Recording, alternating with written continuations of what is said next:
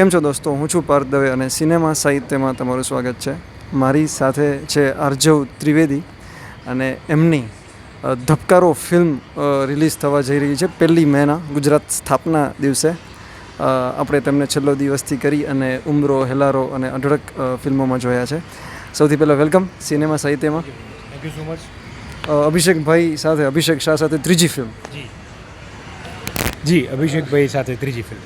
કેવો experience?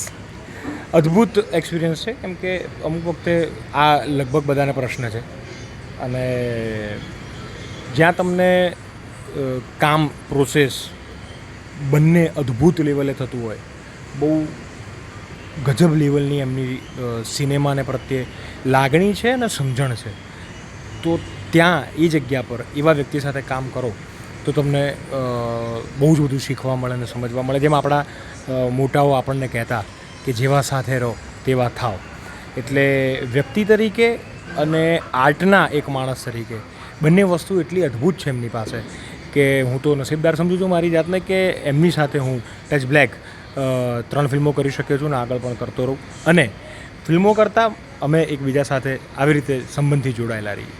Super. ધબકારોની જ્યારે વાર્તા સ્ટોરી તમને નરેટ કરી ત્યારે પહેલું રિએક્શન શું હતું અને થોડું વાર્તા વિશે, સ્ટોરી વિશે? ટ્રેલર બહુ સરસ છે તો એના વિશે જણાવો. ધબકારો મને જ્યારે મને એવું ખબર પડી કે હું એટલે મારી પાસે આવ્યો એ કેમેરો, મારી પાસે પેન થયો ધબકારોનો, ત્યારે મારા ધબકારા વધી ગયા હતા, એટલે ખુશીથી, કેમ કે મારે આ ફિલ્મ કરવી હતી ને મને જ્યારે મેં નરેશન સાંભળ્યું હતું આનું પહેલું, જ્યારે હું નહોતો કરતો ત્યારે ઉમરોના પ્રમોશન વખતે, ત્યારે એમણે એમ કીધેલું કે તને નથી લેવાનો આમાં, એટલે આ વખતે નહીં. અને મારે તો કરવી જ હતી ભાઈ, મને ખબર હતી કે ગમે તેમ કરીને આ એવું કંઈક તો થવું જોઈએ કે મારી પાસે આવે આ ફિલ્મ. અંદરથી મને એવી ઈચ્છા હતી એમ, અને સમાવ ઉપરવાળાએ ગોઠવણ એવી કરી, ચક્રો ગોળ ફર્યા, ખબર નહીં શું થયું, ને બહુ ઓછા છેલ્લા સમયોમાં મારી પાસે વાત આવી કે તારે કરવાનું છે. મેં ઓડિશન આપ્યું અને ત્યારે કદાચ એ લોકોએ ટીમમાં વાત કરી હશે અને સમાવ પછી મને ફાઇનલ કોલ મળ્યો કે હવે હું કરું છું. અને પછી એવું નહીં કે કરું છું પછી છોડી દીધી વાત, પછી અમે લોકો બહુ જ મહેનત કરી આના ઉપર, જેમાં મારી સાથે એક્ટિંગના પોઈન્ટ ઓફ વ્યૂથી જે જોડાયા હતા તેઓ અર્પિત FTIના સ્ટુડન્ટ છે અને પોતે વર્કશોપ પણ લે છે અભિષેકભાઈ સાથે. અમે બંને ભેગા મળીને સરે જે કાનાનું કેરેક્ટર એક ક્રાફ્ટ કર્યું હતું એ જગ્યા પર અમે આ વસ્તુને લઈ જવાનો પૂરો પ્રયત્ન કર્યો. એટલે બહુ જ સુંદર પ્રોસેસ, મહેનત પછી આ કાનાનું કેરેક્ટર મને મળ્યું ને મેં સ્ક્રીન પર લાવવાનો પ્રયત્ન કર્યો, અને હું ખૂબ ખુશ હતો જ્યારે મને ખબર પડી કે આ હું કરું છું ત્યારે. કાનો કાઠિયાવાડી એવું છે અને તમે ભાષા પકડી છે, તમારું કેરેક્ટર આમ કોમિક છે, થોડું એના વિશે વધારે કહેશો, પ્રોસેસ વિશે? કોમિક કેરેક્ટર તમને આખી પિક્ચરમાં કાનાનું કેરેક્ટર રિલીફ કરાવશે વચ્ચે વચ્ચે. જે આપણે સેન્સિટિવ વાત કરી રહ્યા છીએ, વાત તો બહુ જ નાજુક વાત છે, એને આપણે સ્પર્શ કરવાનો પ્રયત્ન કરી રહ્યા છીએ, પણ એને સ્પર્શ કરવું હોય તો વચ્ચે આપણે જરાક દરેક ઓડિયન્સને પેલું કરવા માટે આપણે એને સ્પર્શ બી એવી રીતે કરવો પડે કે હસતા હસતા તમે એ વસ્તુ સુધી પહોંચી જાઓ. તો એ બહુ સરસ એમણે લખવામાં પણ ધ્યાન આપ્યું છે.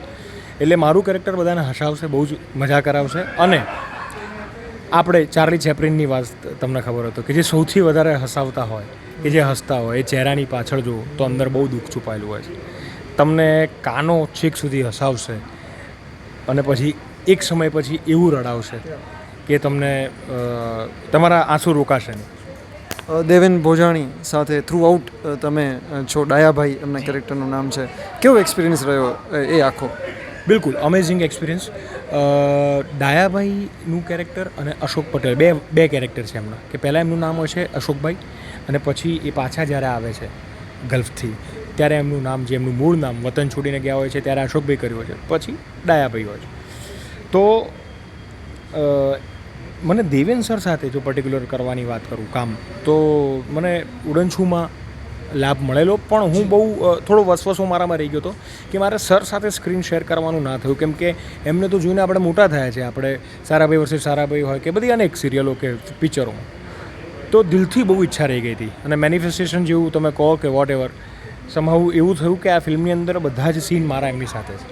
સો થ્રુઆઉટ અમે સાથે છીએ અને બહુ જ બધું શીખવા મળે જ્યારે તમે આટલા અનુભવી કલાકારની સાથે, આટલા સિનિયર એક્ટર સાથે તમે કામ કરતા હો ત્યારે તમને ક્રાફ્ટ તો શીખવા મળે, સાથે સાથે તમને પ્રોફેશનલિઝમ શીખવા મળે, સાથે સાથે તમને કેવી રીતે સમયસર પહોંચી જવું સેટ ઉપર, કેવી રીતે સેટ ઉપર વર્તવું, અને તમે માણસ તરીકે કેવા છો એ બી તમને શીખવા મળે. આટલા ઉપરના આટલા દિગ્ગજ કલાકારો હોવા છતાં તેઓ જ્યારે પણ મારા જેવા એટલે કે અહીંયા જે ગુજરાતમાં કામ કરે છે કે એવી રીતે જે નવા લોકો છે એમની સાથે કામ કરે છે તો એ દરેકની સાથે સમોવડા થઈને કામ કરે છે, જેથી તમે કમ્ફર્ટ ઝોનમાં આવી જાઓ અને પછી સરસ રીતે કામ થાય. તો એ એમની સાથે મને શીખવા મળ્યું. તમે અલગ અલગ જગ્યાએ શૂટ થયું છે, કચ્છમાં થયું છે, પાલિતાણા થયું છે, દ્વારકા થયું છે. તમને ક્યાં વધારે લાઈક મજા આવી એના કરતાં ક્યાં વધારે તમને અત્યારે એમ પૂછું છું ને યાદ આવે છે સેટ પરનો માહોલ? દ્વારકાના મંદિરમાં અમે થ્રુઆઉટ શૂટ કર્યું છે અને બહુ ઓછા ભાગ્યશાળી, કદાચ કોઈ નથી મને યાદ છે ત્યાં સુધી, પણ અમે ભાગ્યશાળી છે કે અમે દ્વારકાના મંદિરમાં શ્રી કૃષ્ણની નગરીમાં એના રહેઠાણમાં અંદર રહીને અમે લોકોએ આખું ફિલ્મનું ક્લાઇમેક્સનો ભાગ અમે શૂટ કર્યો છે અને બહુ જ બ્લેસ્ડ છીએ અમે લોકો આ બાબતને લઈને. હું તો ખાસ, કેમ કે એના અઠવાડિયા પહેલાં જ હું દ્વારકા દર્શન કરવા ગયો હતો જ્યારે મને કોલ આવ્યો કે તું આ ફિલ્મ કરે છે, અને પછી બીજી વાર અમે દ્વારકામાં ત્યાં શૂટ કર્યું. ધબકારો માટે એક શબ્દ તમારે કેવો હોય તો? ધબકારો માટે શબ્દ કહેવો હોય તો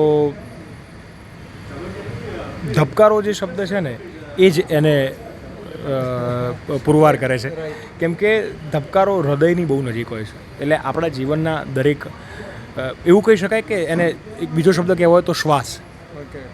તો ધબકારો છે તો શ્વાસ ચાલે છે, એટલે તમારા શ્વાસ છે ધબકારો, એ અમારા તો શ્વાસ છે જ આ ધબકારો. કેમ કે આ ફિલ્મ 1 મેથી ગુજરાત સ્થાપના દિનથી દરેક થિયેટરમાં આવી જશે, એના પછી પ્રેક્ષકોની થઈ જશે, અને પ્રેક્ષકોની થયા પછી અમારા શ્વાસ કઈ ગતિએ ચાલે છે એ લોકોના ધબકારા જેવા ચાલશે, એના ઉપર અમને ખબર પડશે. Thank you. Thank you.